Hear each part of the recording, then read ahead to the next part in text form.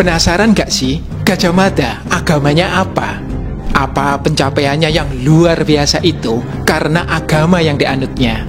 Ada loh pihak yang dengan keliru menyatakan Gajah Mada itu agamanya Islam dan nama aslinya Gajah Mada.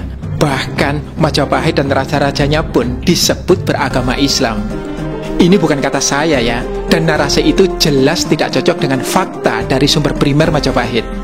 Dalam Gibah Sejarah di YouTube Asisi Channel, kita gak hanya menguak agama asli Gajah Mada, tapi juga belajar trik mengidentifikasi agama raja-raja Nusantara klasik, supaya gak ketipu sama hoax sejarah. Tonton videonya yang utuh sebelum komen. Yuk.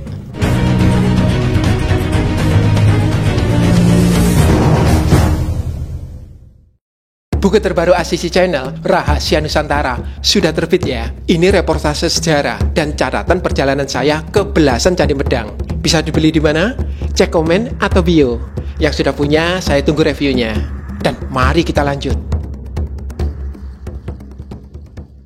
Mas Asisi, kita kan udah pernah bahas tentang Gajah Mada. Sampai 2 kali ya sebelum ini di Gibah Sejarah. Kita udah bahas asal-usul Gajah Mada. Kita udah bahas meninggalnya Gajah Mada itu di mana dan bagaimana. Nah, yang belum nih, agamanya Gajah Mada itu apa sih? Ya namanya orang Indonesia ya. Betul. Siapapun gitu, pasti orang kepo agamanya tuh apa. Jangankan Gajah Mada nih, ketik di Google gitu, Asisi Suharyanto. Itu salah satu pencarian teratas adalah Asisi Suharyanto agamanya apa. Serius? Beneran. Bisa teman-teman buktikan sendiri. Nah, tapi lebih dari itu, kalau kamu aja orang kepo, apalagi Gajah Mada. Nah, sampai kan ada tuh beberapa tahun lalu gitu, ramai banget di medsos tentang Gajah Mada. Bahwa Gajah Mada itu aslinya bernama Gajah Mada dan beragama Islam. Dan tentu saja bahkan sampai Majapahit pun diklaim beragama kerajaan Islam gitu. Bukan Hindu-Buddha, Kesultanan, bukan Hindu-Buddha seperti yang selama ini terbuktikan oleh prasasti dan kitab-kitab kunonya. Ya kita ngerti lah ya, Gajah Mada itu kan ya, sudah terbukti sebagai hoax yang. Tapi bagaimana dengan agama Gajah Mada sendiri? Ini kan sesuatu yang menarik untuk kita bahas lebih lanjut gitu. Apakah beliau itu Hindu atau yang lain? Nggak ngerti. Kalau dari sumber primer atau prasasti atau negara kertagama, sebenarnya agama Gajah Mada ini apa sih? Kalau yang Selvi tahu umumnya di internet apa bunyinya? Orang-orang secara umum nganggap Gajah Mada apa? Hindu sih. Hindu ya. Apalagi orang Bali kan percaya banget ya. Iya. Gajah Mada itu Hindu. Karena lahir dari penjelma Sangyang Narayana. Iya. Itu Wisnu itu. Iya. Ya kan? Diyakini demikian sama mereka. Babat Bali berarti ya? Iya, Babat Bali. Nah, tapi itu kan Babat Bali seperti kita tahu sekunder ya. Bagaimana dengan kata sumber primer Majapahit sendiri? Nah, ini menarik nih. Lagi-lagi ngomong tentang Gajah Mada, apalagi agamanya. Orang Indonesia itu kepo dengan masalah agama. Nggak tahu kenapa. Nah, sama seperti kita menggali yang dulu-dulu ya, kelahiran atau asal-usul Gajah Mada dan matinya. Untuk menggali agamanya Gajah Mada, sama. Kita terapkan namanya metodologi sejarah, yaitu kritik sumber. Jadi kita cari dari sumber primer. Jangan ke sumber sekunder, atau apalagi sumber tersier, apalagi sumber-sumber yang memang harus ditolak gitu. Hoax misalkan Babat Tanah Jawi, gitu kan ya, nggak bisa dijadikan pegangan. Kita harus cari di sumber primer.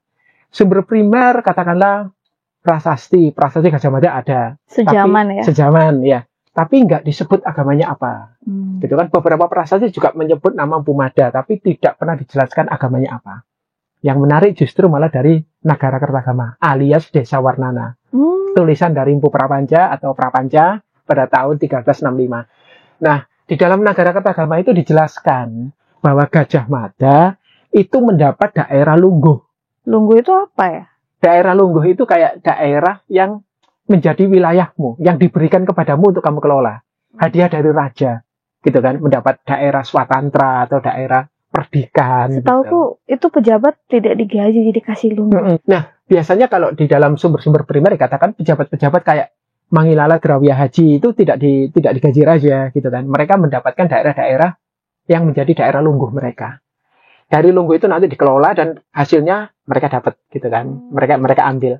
Kalau di zaman sekarang itu yang masih bisa kita ingat itu kayak bengkok. Oh, sawah tanah bengkok atau sawah bengkok. Biasanya lurah gitu ya. Kalau di desa-desa ada jadi lurah dapat sawah bengkok. Nanti dikelola dia dapat hasilnya kan seperti itu. Mirip seperti itu. Tetapi ini wilayah gitu ya, dipimpin. Kalau Gajah Mada, daerah Lunggunya di mana? Jelas di Madakaripura. Nah, pelajaran kita mulai dari sini. Ternyata Madakaripura itu pernah dikunjungi oleh Raja Hayam Wuruk. Dan pada saat dikunjungi oleh Prapanya ditulis, yaitu apa? Desa Kasogatan. Artinya apa? Kasogatan itu Sogata, Buddha. Di dalam di masa Jawa kuno. Jadi orang Jawa kuno memahami agama Buddha itu dengan istilah Sogata. Dan sementara Madakaripura disebut daerah Kasogatan. Bahkan di dalam bahasa aslinya itu Dharma Kasogatan. Dharma itu oleh beberapa penerjemah itu bisa diterjemahkan sebagai rumah ibadah. Oh ya? Iya. Kadang-kadang diterjemahkan candi. Oh. Ya, salah satu candi itu sebutannya juga Dharma. Berarti kalau sampai disebut Madakaripura itu Dharma Kasogatan, berarti mungkin ada tempat peribadahan untuk agama Buddha. Nah, itu wilayah Kasogatan kan? Iya. Diberikan pada Gajah Mada. Logikanya. Bagaimana bisa daerah Kasogatan diberikan pada orang Hindu? Coba. Kan pasti diberikan Gajah Mada, kemungkinan besar Gajah Mada orang Sogata atau orang Buddha. Jadi kalau ada yang tanya, Gajah Mada agamanya apa? Saya percaya benar bahwa agamanya Gajah Mada itu Buddha. Kalau dia Hindu nggak mungkin. Nggak mungkin orang Hindu diberi daerah Kasogatan. Daerah Lunggunya itu Kasogatan nggak mungkin. Ya itu jelas ya, dari primer sudah jelas. Kalau Madakaripura kan juga ada mitosnya ya. Ya, kita pernah ke sana itu. Iya, ke air terjun Madakaripura yang mana di situ dipercaya itulah tempat Gajah Mada bertapa sebelum moksa. Betul. Itu benar, itu berarti ada yang benar ya? Atau gimana? Jadi gini, mitos itu kadang-kadang muncul setelah pemahaman kita lebih bagus.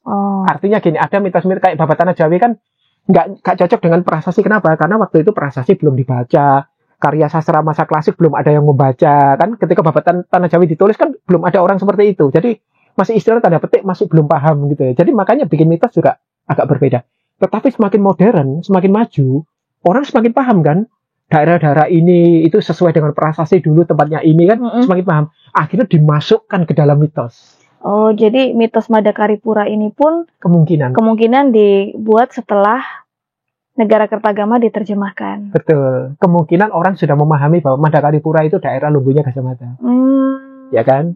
Lagi pula ya, banyak sejarawan modern menduga desa Madakaripuranya Gajah Mada nggak di lokasi air terjun Madakaripura yang sekarang. Jadi mitos air terjun Madakaripura tidak perlu dianggap kebenaran. Kemungkinan. Dicocokkan dengan Kidung Sunda ya? Iya. Yang katanya Majapahit, yang katanya Gajah Mada itu lari terus bertapa dan kemudian itu kaitannya dengan Madakaripura nggak sih? Nggak ada kaitan dengan nggak ada. Madakaripura. Betul. Tapi di mix sana sini kayaknya. Betul. Ya biasanya mitos kan gitu. Jadi jangan percaya. Kalau aku bilang ke selfie jangan percaya. Orang kalau datang ke sana ada patung Gajah Mada bersedekap kayak gini ya. Terus kemudian orang cerita itu loh di gua-guanya ada gini. Jangan percaya, udah jangan percaya. Percaya saja bahwa Negara Kertagama menyebut Gajah Mada mendapat lungguh daerah Madakaripura.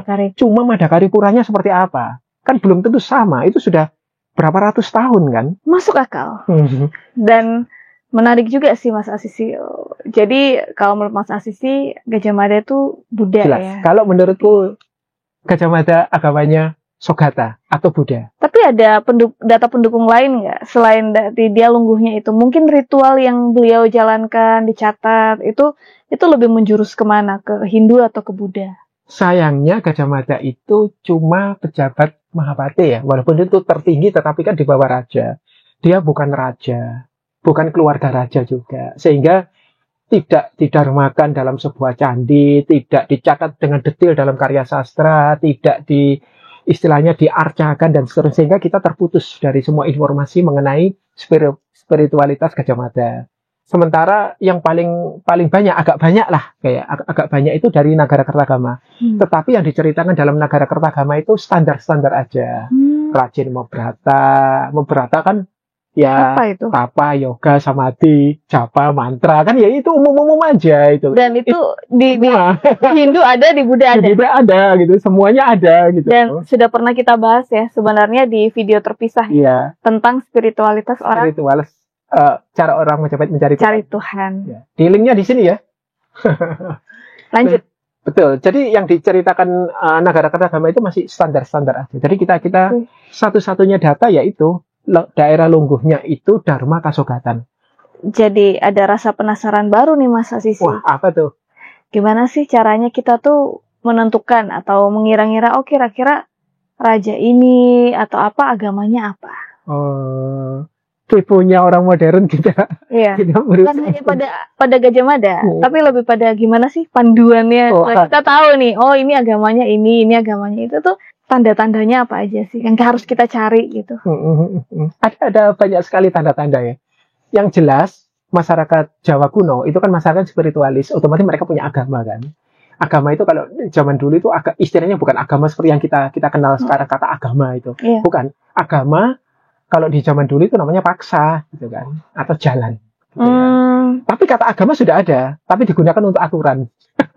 Jadi Kutara Manawa itu sebenarnya kitab agama. Oh. Tetapi bukan dalam agama bahasa Indonesia, bukan. Iya. Agama dalam peraturan. Gitu, I see. Ya.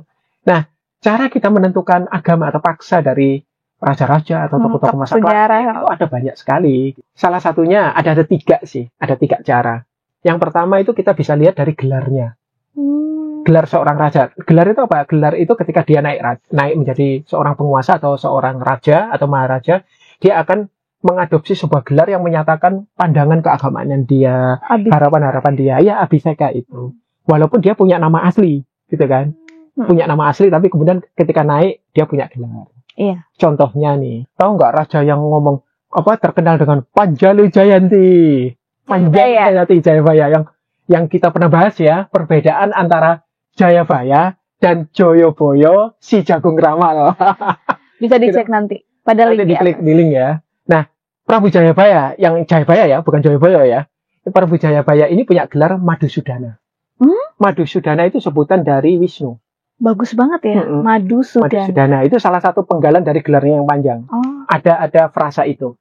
Kemudian Kameswara itu juga raja-raja dari Kadiri ya, Kadiri.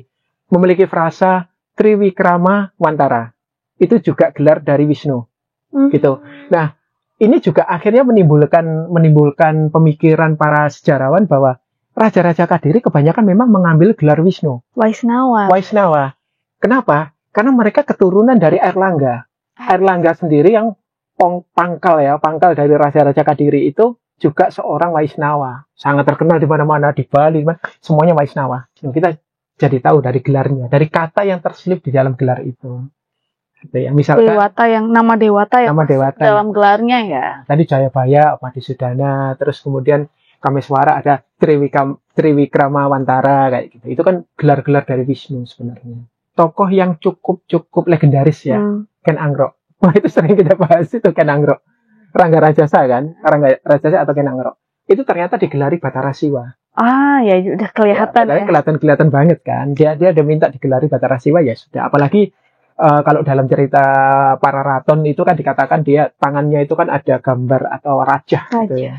Trisula dengan dengan cakra. Artinya ya dia mungkin peleburan antara Siwa dengan Wisnu, Harihara mungkin ya. Nah, kalau itu dari gelarnya, ada lagi cara yang kedua.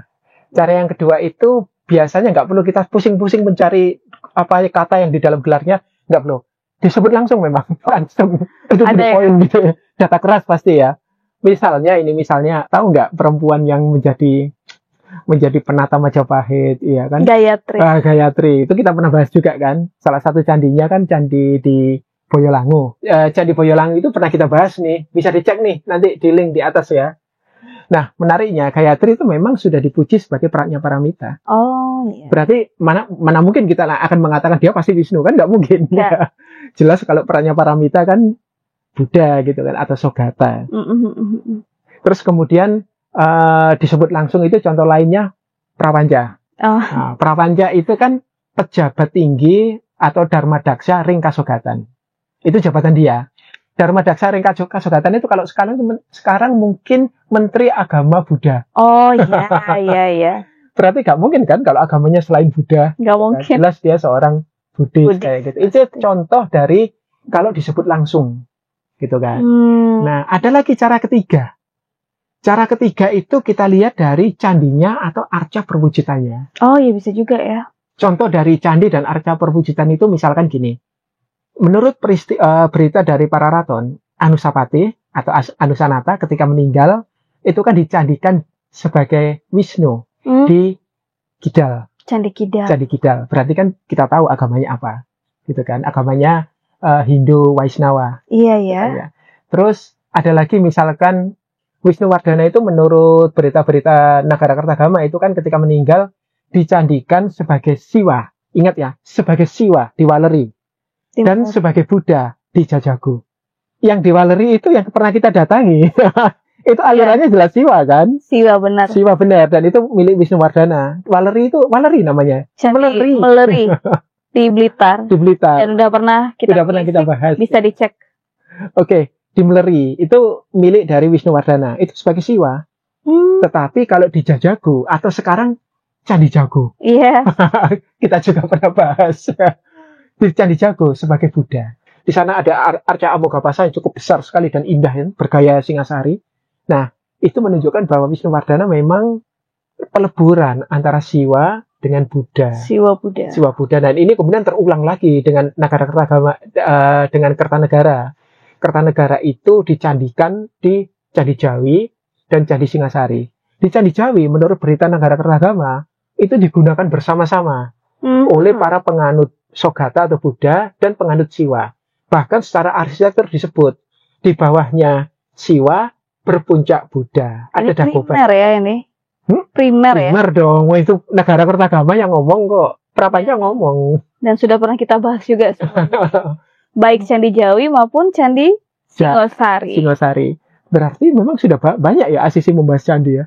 Udah banyak. Kita kan sudah mungkin lebih dari 100 ya harusnya ya. Banyak sekali sampai bosan kali ya. Kalau enggak tidak akan bosan. Candi-candi itu selalu menakjubkan. Jadi kadang-kadang di dalam candi itu sendiri, candi tempat pendarmaan raja itu ditemukan arca perwujudan. Arca perwujudan itu kemungkinan besar itu ditempatkan di Garbagaraha atau di tengah candi, di dalam ruang utama candi kemungkinan. Tapi sulitnya memang kalau kita mau melacak agama tokoh klasik dari arca itu kita memang hanya bisa ini ya, raja dan ratunya aja. Betul. Karena kan yang dibuatkan candi pendarmaan itu kan cuma raja dan ratu dan keluarganya. Makanya agama Gajah Mada tadi susah kita cari karena arca dan candinya yang nggak ada. Nah, tapi Mas Asisi, bagaimana kita yakin bahwa arca yang ada di sebuah candi, katakanlah itu candi pendarmaan pun ya, memang diperuntukkan untuk raja dan ratu yang telah meninggal, itu benar arca mereka. Itu taunya atau cara sejarawan arkeolog itu memastikannya itu bagaimana? Itu biasanya didukung oleh sumber sastra. Misalkan tadi katakanlah Wisnuwardana didharmakan di candi ini sebagai apa, kayak gitu, candi ini sebagai apa. Nanti kalau di sana ditemukan arca besar ada di Garbagaraha misalkan, atau dalam ciri-ciri Majapahit berdiri tegak lebih besar dari yang lain dan seterusnya. Nah, itu bisa dicocokkan dengan karya sastra. Oh, ini berarti arca pendarmaannya. Atau ada prasastinya ya. Betul. Pokoknya harus didukung oleh sumber tertulis. Betul. Tetapi bahwa arca itu nggak cuma tentang dewa-dewi, bahwa arca itu juga kadang-kadang itu perwujudan manusia yang pernah hidup. Iya. Itu benar ada sumber primernya. Oh ya? Yaitu di Prasasti Gondosuli. Jadi kita pernah kan Prasasti Gondosuli? Temanggung ya? Temanggung, betul. Sudah runtuh semuanya, itu runtuh. Kemudian di dekat situ ada sebuah prasasti. Nah, di prasasti itu menceritakan tentang seorang penguasa namanya Bupalar. Nah, kemudian dikatakan di situ bahwa sang penguasa diarcakan, dibuatkan arca. Jadi namanya Prasita Haji. Jadi arca penguasa. Gitu. Dari situ kita langsung menarik kesimpulan bahwa bahkan di zaman Medang pun sudah ada. Arca itu nggak cuma menggambarkan dewa-dewi atau sekedar hiasan atau salabanjika kita biasa menyebut, tetapi juga kadang-kadang menggambarkan orang yang masih hidup atau pernah hidup, manusia real dalam sejarah kayak gitu. Nah, gara-gara ini juga N.G. Krom itu bahkan menduga relief-relief raja dan ratu di dalam Candi Pelausan, ingat nggak? Itu dia yakin itu pasti relief raja-raja yang menyumbang pembangunan candi. Raja dan ratu, pendeta, siapapun yang menyumbang direliefkan di situ, gitu. Ya nggak salah juga, gitu loh. Walaupun itu analisis, tapi nggak salah juga. Karena berpatokan pada sumber. Ada patokan tadi, gitu loh. Bisa jadi seorang diabadikan dalam bentuk relief atau arca. Bisa jadi ya. Karena kalau pelausan tuh setauku memang pemujaan karena ada Triratna Buddha di masing-masing biliknya. Berarti mungkin memang kan kalau candi pemujaan sudah ada Triratna Buddha kan tidak mungkin lagi ada arca. Betul. Jadi mungkin aja dijadikan relief. Betul. Ya masuk akal aja sih pendapatnya. Kalau yang di Gondosuli itu agak sulit menemukan arcanya. Jadi agak beda dengan Jawa Timur ya. Di situ kan kita tahu pemujaannya Siwa, Linggayoni. Di dalam candinya sudah jelas ada Linggayoni besar kan. Tetapi arcanya dikatakan diletakkan di utara. Jadi itu bukan arca pendarmaan, tetapi ini data bahwa sekali lagi, arca itu nggak cuma tentang karya seni atau tentang dewa-dewi, tetapi juga orang yang real sejarah. Mungkin bedanya dengan candi pendarmaan yang ada di era kerajaan Jawa Timur, seperti Singosari dan Majapahit, atau mungkin dari zaman Kediri juga, arcanya perwujudan tuh mungkin tidak diletakkan di dalam candi. Iya kan, kalau Singosari dan arca-arca Singosari dan Majapahit itu kan dia diletakkan dalam garbhagraha kan, Mas Risi. Pengganti lingga dan yoni di candi pemujaan. Sedangkan kalau di zaman Wedang mungkin meskipun sudah ada arca pendarmaan, tapi tidak diletakkan di center. Yang ada di center tetap lingga yoni. Betul. Kayak gitu ya. Itu kan dikatakan bahwa dia dibuat tapi diletakkan di sisi utara. Berarti kan bukan di dalam ruang garbhagraha. Mungkin itu bedanya. Betul. Karena beberapa arca perwujudan di masa Singasari kita temukan berdiri di atas yoni. Misalkan kalau datang ke Candi Singosari. Aku jadi ingat cerita yang enggak. Jadi kalau di Candi Singosari sekarang masih ada di luar, di sisi luar itu ada arca yang besar, Parwati, tapi kepalanya sudah diganti. Itu kalau perhatikan bawahnya, dia nginjak apa? Yoni. Artinya lingganya diganti dengan arca yang besar gitu ya. Tetapi di dalam Candi Singosari sendiri itu ada sebuah orang menyebutnya yoni gitu ya, yoni. Tetapi sebenarnya itu lapi arca, nggak ada caratnya kan. Jadi nggak ada caratnya, itu lapi arca. Memang ada lubangnya untuk arcanya berdiri untuk penguncinya. Iya benar. Interlocknya. Gitu. Interlock. Mungkin juga ada orang-orang yang terlalu bersemangat gitu ya menghayati itu. Dianggaplah itu yoni, kemudian dia membuat lingga. Ini cerita dari jubelnya ini langsung. Dia buat lingga di situ, setelah dibuat, dirituali, dia nggak karuan lah. Kemudian dipasang sesuai dengan ukuran. Ternyata nggak mau masuk. Nggak mau nancepin. Lingganya nggak bisa nancep ke yang dimaksud dengan yoni tadi itu, nggak bisa masuk. Kemudian lingganya dilihat, diukur, nggak masuknya di sini, ditandai, dipapras di tempat dipapras gitu, tetap nggak bisa masuk. Berkali-kali nggak bisa masuk. Ajaib. Sampai dia menyerah, akhirnya dikasih penyangga. Akhirnya ditegur sama BPK. Pak, ini kalau ada penyangganya, nanti kesenggol, nanti lingganya menimpa orang yang ada di dalam. Kayak gitu kan, jadi bahaya gitu. Akhirnya lingganya ditaruh di halaman. Sampai sekarang masih ada. Itu lingga jahil kalau aku bilang.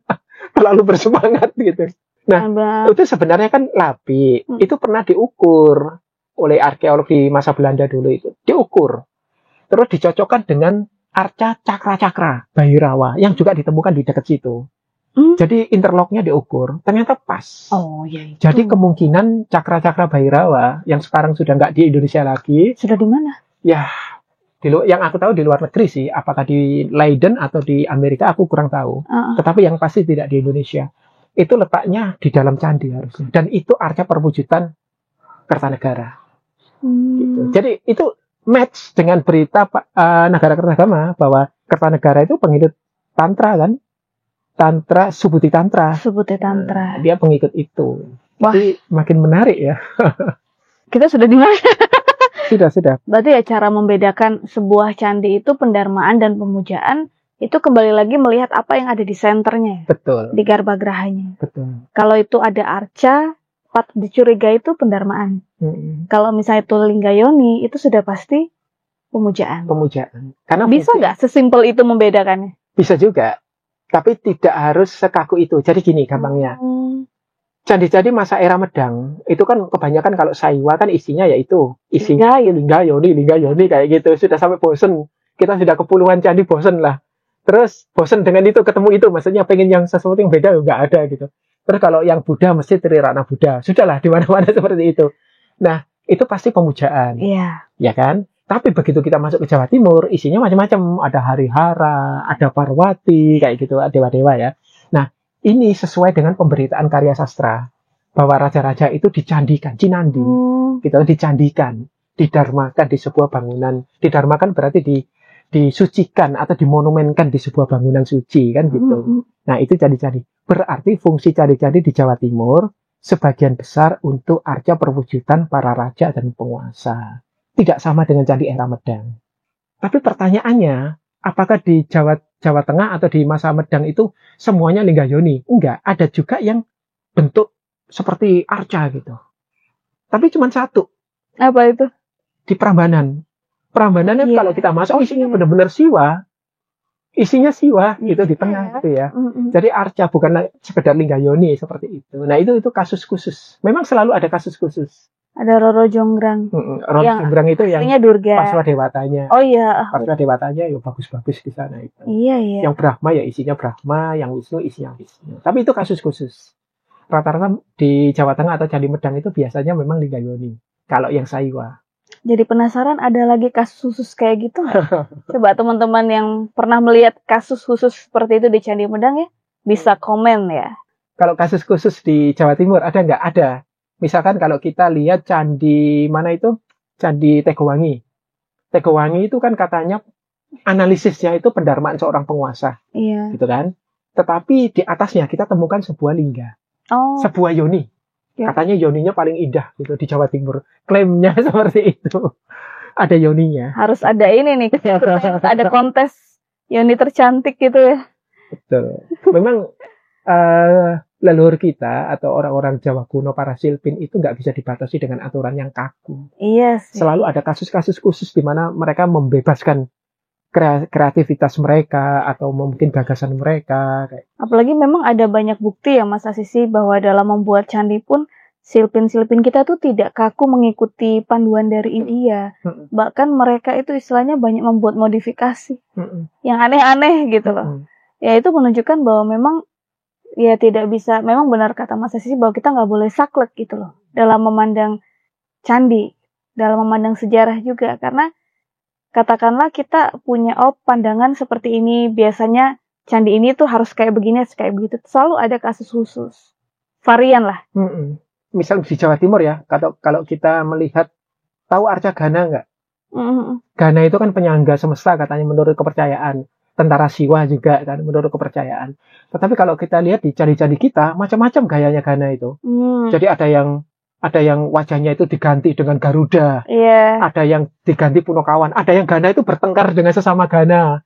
Ada yang Gananya malah nggak ada. Itu aku pikir, ini Gananya sedang ke toilet. Itu di Surawana atau Tegowangi ya? Tegowangi. Yang Tegowangi ya? Tegowangi itu Gananya unik-unik gitu. Di Surawana juga sama. Agak banyol ya? Agak banyol. Kalian bisa cek nanti di link di atas. Tapi menurutku lebih banyol lagi. Itu Gana yang ada di Candi Sojiwan. Candi Sojiwan itu Gananya yang sebelah sini itu berpakaian penari, tapi laki-laki. Yang sebelah sana Gananya itu berpakaian perempuan. Penari juga gitu loh. Ada selendangnya kayak itu. Ini Gana ganjen nih ya. Jadi agak ganjen. Tapi akhirnya kita tahu, oh penari zaman dulu itu kayak gini aksesorisnya. Oh gitu. iya. Jadi mirip kayak Bali gitu ya. Jadi kalau aku bilang memang tuh ciri kreativitas ya diterapkan dalam candi-candi. Nah, kalau kita balik ke topik bahasan utama kita tentang Gajah Mada dan agamanya. Nah, tentu dari penjelasan yang panjang lebar ini kita jadi semakin paham ya Mas Asisi ya bahwa tidak mungkin Gajah Mada itu beragama Islam. Juga tidak mungkin, mustahil Majapahit adalah kerajaan Islam atau kesultanan. Karena justru dari peninggalannya, dari karya sastra ataupun arkeologisnya, semua menunjukkan bahwa ini memang khasanah Hindu dan Buddha. Mayoritas seperti itu. Betul. Kan jadi orang-orang yang berusaha mengatakan itu salah satu cara untuk membuktikan kan gitu klaim itu. Ditemukan koin-koin bertuliskan Arab kayak gitu. Nah koin ini itu dia buka mata lebar-lebar dengan koin-koin ini, tapi terhadap tinggalan arkeologis begitu banyak karya sastra dan seterusnya yang berlimpah-limpah sampai membuat kita muntah ketika melihat banyak sekali, itu dia tetap ada. Padahal kalau bicara tentang koin ya, kepeng, justru yang dari masa Majapahit yang paling banyak ditemukan kan adalah kepeng Tiongkok. Betul. Apakah itu berarti Majapahit adalah kerajaan Tiongkok di Jawa? Kan ya enggak. ada penjelasannya untuk itu, dan kita nanti akan bahas. Nanti kita akan bahas mengenai itu juga. Jadi gimana nih kesimpulannya Mas Asisi? Sudah jelas Pak, kita sudah menjawab pertanyaan orang-orang ya, agamanya Gajah Mada itu apa? Secara pribadi aku menjawab bahwa agamanya Gajah Mada itu kemungkinan besar Buddha. Dan kita juga sudah mencari bahwa raja-raja zaman dulu bukan sekedar orang yang intinya bergerak secara politik aja, tetapi juga orang-orang spiritual, orang-orang yang beragama, dan itu bisa dilihat dari tinggalan-tinggalan mereka. Jadi memang masyarakat kita sejak lama itu masyarakat spiritual kayak gitu lah. Spiritualis ya. Kalau Selvi sendiri? Kalau aku melihat lebih pada kecenderungan masyarakat kita gitu. Melihat aku hebat dikit, keren dikit, ditanya agamanya apa gitu. Padahal sebenarnya ketika seorang Gajah Mada yang begitu luar biasa tuh tidak dicatat agamanya apa di negara ketagama. Padahal Prapanca ini Buddha, Buddhis gitu kan. Dan hanya raja-raja atau ratu yang disebutkan agamanya. Dari situ aku melihat minimal bagi Prapanca ya, agama itu nggak penting-penting amat juga. Yang penting tuh ya kiprahnya, perbuatannya, kinerjanya selama dia menjabat. Semestinya itu juga ya, kita memandang orang itu ya memandang dari buahnya. Dari buah yang dihasilkannya, buahnya baik atau buruk. Bukan dari agamanya apa. Betul. Gitu sih. Tidak ada yang lebih menyedihkan selain mendengar kabar bahwa seorang yang bisa membantu rakyat, seorang yang dalam pekerjaannya baik, tapi kemudian tersandung. Itu hanya karena perbedaan agama, keyakinan, apalagi perbedaan etnis dijadikan alasan seperti. Sampai kapan kita akan seperti itu terus kayak gitu loh. Indonesia sudah pernah mengalami itu ya, dan itu kehilangan yang sangat besar sebenarnya. Jadi ya, kalau kita belajar dari sejarah, kita akan tahu bahwa agama seharusnya tidak pernah menjadi penghalang. Harusnya tidak pernah. Oke, jadi teruslah belajar sejarah agar tidak lupa jati diri kita.